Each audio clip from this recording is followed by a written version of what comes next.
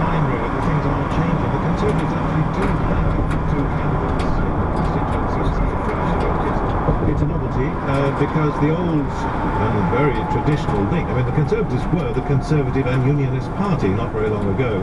So the link with the Loyalists to the British Crown, the Unionists has been broken, and indeed the DUP, which is likely to come out on top, are saying they're not necessarily going to agree to support the Conservatives. It depends which of those who might become Prime Minister, Conservative or Labour, can offer most in the form of welfare payments, because 7 out of 10 people here live on money that comes from the state.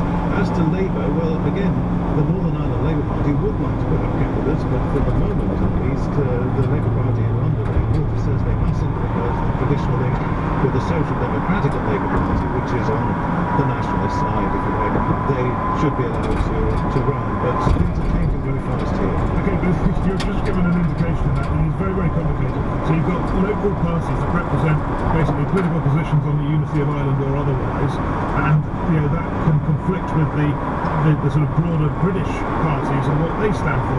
So when it comes to coalition building, will Northern Ireland members of Parliament possibly play a role?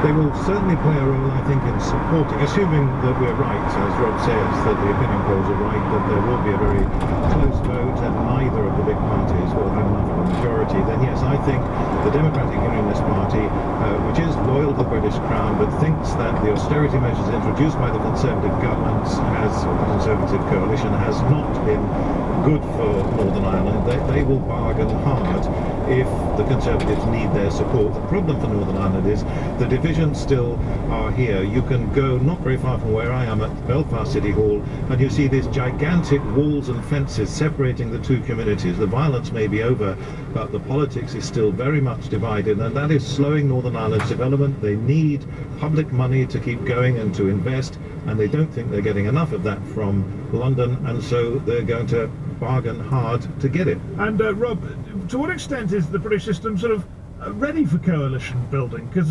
arguably it's not in the culture here, and people don't quite know how to handle it. Well, you betcha. I mean, to have coalitions is not usual. In fact, we have an incredibly sneaky electoral system called first past the post, which makes it extremely unlikely that little parties do very well, and that's why the Conservatives and Labour, pretty much ever since the Second World War, have steamrolled their way to big majorities. So it's always going to be more difficult for the Conservatives because they've got less friends amongst the other parties. It would always be somewhat easier for Labour to assemble a coalition just because they're a bit less